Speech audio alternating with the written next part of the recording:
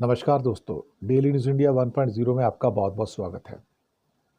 दोस्तों 50% अमेरिकी टैरिफ का असर दिखना शुरू हो गया। 50 लगा नहीं और डायमंड सेक्टर के अंदर 1.5 लाख नौकरियां करीब करीब चली गई।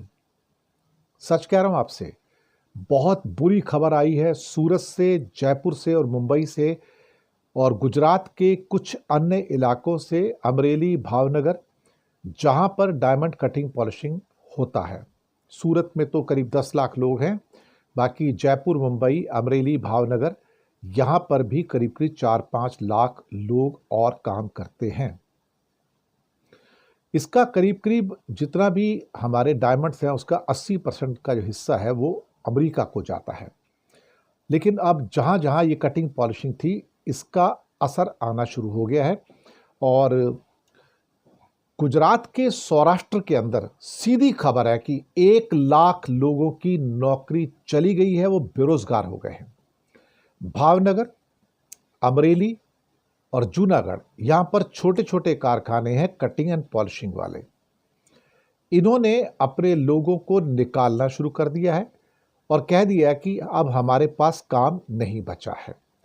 उनका कहना है कि अमेरिका को $10 बिलियन के लास्ट ईयर हमने एक्सपोर्ट किया था और जेम्स एंड ज्वेलरी काउंसिल, जो कि सबसे बड़ी ऑर्गेनाइजेशन है जो सबको देखती है, उसके चेयरमैन है किरीट भंसाली।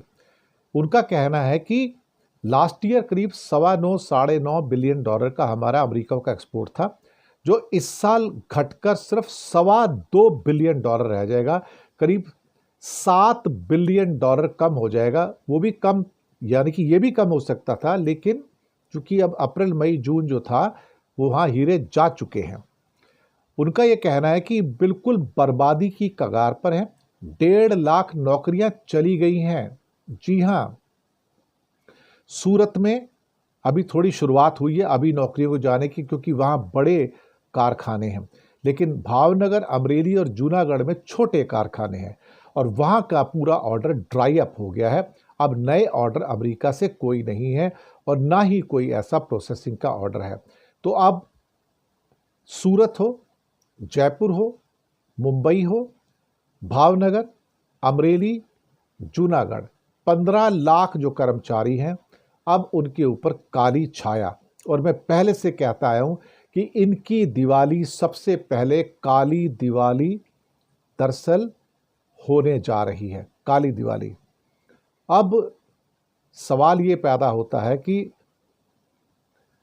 क्या 27 अगस्त के बाद इस स्थिति में कुछ सुधार आ सकता है? फिलहाल तो कहना बड़ा मुश्किल है, लेकिन वो असर जो होना था, जिसकी हम बात कर रहे थे कि करीब करीब 10 करोड़ लोगों की नौकरियां जाएंगी, उसकी शुरुआत हो गई। लोग बेरोजगार होने शुरू हो गए हैं, नौकरियां चली गई। सौराष्ट्र में 1 लाख से ज़्यादा लोगों की नौकरी खत्म हो गई। बुरी खबर है, पहुंचानी ज़रूरी थी। शुक्रिया।